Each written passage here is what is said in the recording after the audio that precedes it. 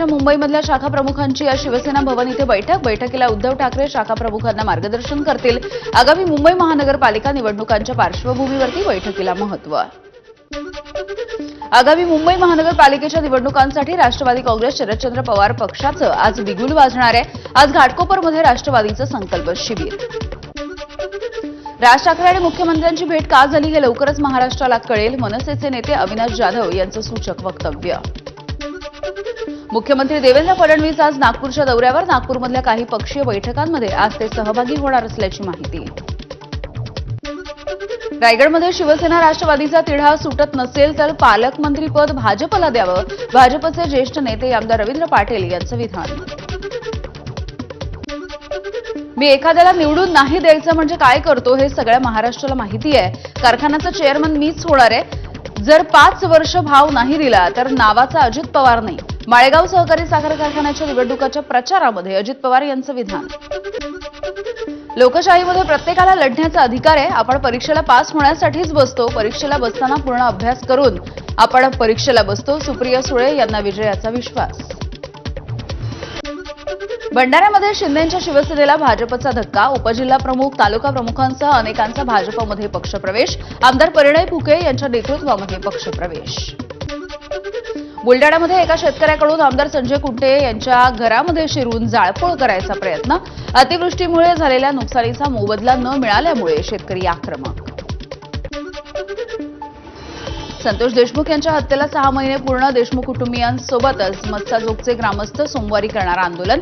फरार कृष्णा आंधळेला अटक करण्याची मागणी, जेलमधील आरोपींना मदत करणाऱ्यांवरती गुन्हा दाखल करण्याची मागणी।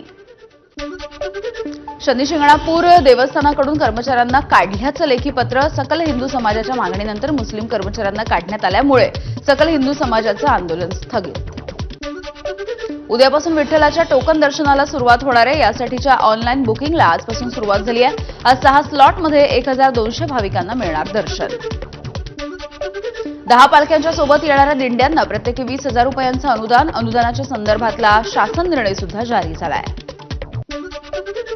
मध्य रेल्वे मार्गावरती या सीएसएमटी ते विद्याविहार अप आणि डाऊन मार्गावरती मेगा ब्लॉक।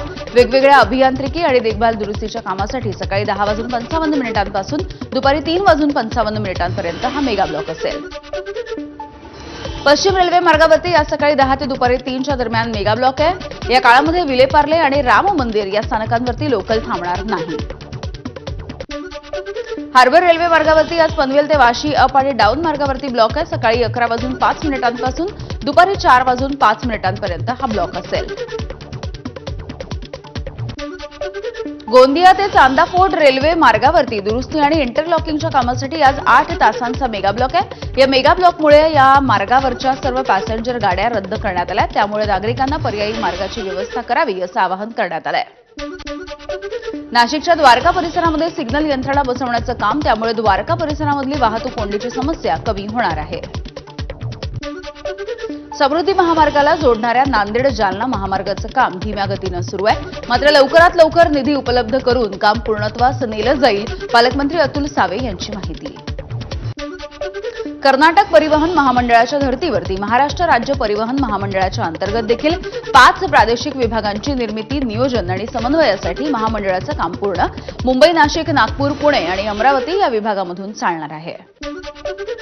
पुण्यामधल्या केईएम हॉस्पिटलला जीमेलच्या माध्यमातून बॉम्ब उडवून देण्याची धमकी, माहिती मिळताच पोलीस आणि बॉम्ब शोधक पथक घटनास्थळी दाखल, हॉस्पिटल परिसरामध्ये सुरक्षेचा बंदोबस्त। वाशिममधल्या नावली, नेतासा आणि मांगुळ गावामध्ये 3 दिवसांपासून वीज पुरवठा खंडित, त्रस्त झालेल्या नागरिकांचं सबस्टेशन कार्यालयावरती धडक देऊन आक्रमक आंदोलन। नागपूरच्या त्रिशा बिजवेचा मनालीमध्ये अपघात झालाय। झिपलाइनरचा बेल्ट तुटल्यामुळे 30 फुटांवरून ती खाली पडली। या अपघाताच्या नंतर त्रिशा गंभीररीत्या जखमी झाली आहे, सध्या उपचार सुरू आहेत। नागपूरच्या महाल परिसरामधल्या जयकमल कॉम्प्लेक्समध्ये आग लागली। या आगीमध्ये 2 जणांचा मृत्यू झालाय तर 1 जण गंभीररीत्या जखमी झालाय। यवतमाळच्या कोर्टा गावामध्ये 50 रुपयांच्या वादामधून झालेल्या मारहाणीमध्ये 32 वर्षाच्या युवकाचा मृत्यू झालाय। पोलिसांनी 3 जणांना अटक केली। यवतमाळच्या आगपुरी शिवारामध्ये रस्त्यावरती काटे टाकल्याच्या वादामधून शेतकऱ्याची कुऱ्हाडीनं हत्या, आरोपी रमेश कुळसंगे याला वडगाव जंगल पोलिसांनी अटक केली आहे। 3 वर्षाच्या चिमुकल्याला कमरेला बांधून महिलेची गोदावरीच्या पात्रामध्ये उडी. परभणीच्या गंगाखेड तालुक्यामधल्या आखळी पुलावरची घटना आहे. पोलिसांनी 2 जणांचे मृतदेह बाहेर काढलेत आणि ओळख पटवली. महिलेच्या जवळ सापडलेल्या चिठ्ठीच्या आधारे पुढचा तपास सुरू आहे. कोरेगाव वाठार रस्ता बनला. मृत्यूचा सापळा रस्ता खोदून सोडल्यामुळे रस्त्यावरती 10 ते 12 फुटांचे मोठे खड्डे पडले आहेत. या खड्ड्यामध्ये पाणी साचल्यामुळे दररोज या ठिकाणी अपघात होत आहेत. अचलपूर तालुक्यामधल्या चमक बुद्रुक इथे कूलरचा शॉक लागून आईसह 2 चिमुकल्यांचा मृत्यू झालाय. कूलरमध्ये पाणी टाकत असताना ही घटना घडलेली आहे. नाशिकमध्ये लिहिता वाचता आलं तरच रिक्षाचा परवाना मिळणार. प्रादेशिक परिवहन विभागाने 145 रिक्षा चालकांना ठरवलं अपात्र. 5 आंतरराष्ट्रीय विद्यापीठांना महाराष्ट्रामध्ये कॅम्पस स्थापन करण्यासाठी लेटर ऑफ इंटेंट. विद्यार्थ्यांना आंतरराष्ट्रीय दर्जाचं शिक्षण राज्यामध्येच घेता येणार आहे. नवी मुंबईमध्ये सुरू होणार या विद्यापीठांच्या शाखा. विश्व संवाद केंद्र मुंबईतर्फे दिला जाणारा देवर्श्री नारद पुरस्कार यंदा एबीपी माझाचे प्रतिनिधी संदीप रामदासी यांना प्रदान. इलेक्ट्रॉनिक मीडियामधील उल्लेखनीय योगदानासाठी सन्मान. या सोहळ्यामध्ये विविध क्षेत्रामधल्या 11 जणांचा गौरव. मध्य प्रदेशच्या बालाघाटमध्ये पोलीस आणि नक्षलवाद्यांमध्ये चकमक झाली आहे. 3 महिलांसह 4 नक्षलवादी ठार. हातबॉम्ब, रॉकेट लॉन्चर, रायफल आणि काडतूस जप्त. मणिपूरमध्ये बाहेरील भागामधून 151 SLR रायफल, 15 इन्सास रायफल, 73 इतर प्रकारच्या रायफलसह मोठा शस्त्रसाठा जप्त करण्यात आलाय. मणिपूर पोलीस, CAPF लष्कराची संयुक्त कारवाई. छत्तीसगडमधल्या बलरामपूरमध्ये तैनात असलेल्या DSPच्या पत्नीचा गाडीवरती स्टंट. Photo viral. धोकादायक पद्धतीनं गाडीवरती लटकून रील बनवत असल्याचं समोर आलंय. जम्मू आणि काश्मीरमध्ये पुन्हा एकदा पर्यटकांची वर्दळ दिसतेय. 17 जूनपासून जम्मू काश्मीरमधली पर्यटन स्थळं पुन्हा एकदा सुरू होत आहेत. लेफ्टनंट गव्हर्नर मनोज सिन्हा यांची घोषणा. ऑपरेशन सिंदूरच्या नंतर या ठिकाणची पर्यटन स्थळं बंद करण्यात आली होती. वक्फ हा धार्मिक विषय असून त्याचा उल्लेख कुराण आणि हदीसमध्ये सुद्धा आहे. त्यामुळे सरकारनं वक्फ सुधारणा कायदा मागे घ्यावा. All India Muslim personal law बोर्डाचे सचिव उमरैन रहमानी यांची मागणी. पंतप्रधान नरेंद्र मोदी आज कॅनडामधल्या G7 शिखर परिषदेसाठी रवाना होत आहेत. सलग 7व्या वेळेला या परिषदेमध्ये त्यांचा सहभाग. या दौऱ्यामुळे भारत कॅनडा संबंध सुधारण्याची अपेक्षा आहे.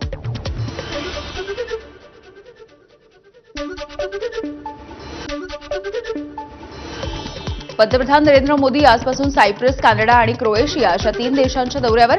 ऑपरेशन सिंदूरच्या नंतर प्रथमच मोदी आणि डोनाल्ड ट्रम्प यांची कॅनडामध्ये भेट होणार आहे.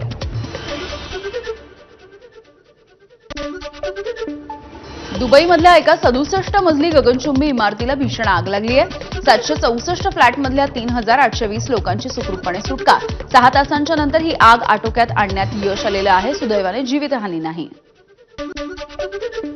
पाकिस्तानमध्ये 4.4 रिश्टर स्केलचा तीव्र भूकंप. राष्ट्रीय भूकंपशास्त्र केंद्राची माहिती. अहमदाबाद विमान दुर्घटनेमध्ये मृत्यू झालेल्यांचे आतापर्यंत 223 DNA नमुने घेण्यात आलेले आहेत आणि यामधल्या 39 मृतदेहांचे DNA जुळले.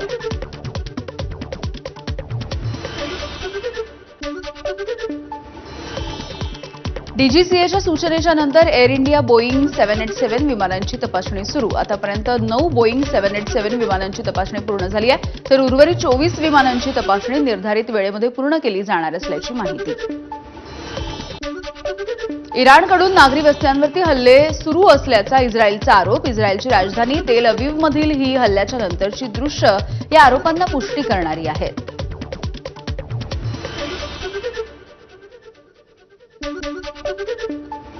इस्रायलचा इराणच्या संरक्षण मंत्रालयावरतीच हल्ला. इराणच्या वृत्तसंस्थेची माहिती.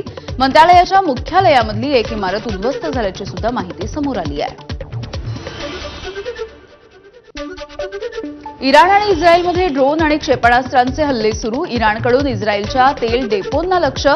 या तेल डेपोंमधूनच इस्रायलच्या लढाऊ विमानांना इंधन पुरवलं जातं. इस्रायलच्या हल्ल्यामध्ये इराणचे 9 शास्त्रज्ञ आणि 20 लष्करी कमांडर्सचा मृत्यू झालाय. इराणची राजधानी तेहरानमध्ये लवकरच इस्रायली सैनिक दिसतील. इस्रायलचे पंतप्रधान नेत्यानाहू यांचा दावा. इराण आणि इस्रायलमधील वाद शिगेला पोहोचला. मागील 2 दिवसांमध्ये इराणमध्ये 138 आणि इस्रायलमध्ये 3 जणांचा मृत्यू झाल्याचा इस्रायलचे पंतप्रधान नेत्यानाहू यांचा दावा.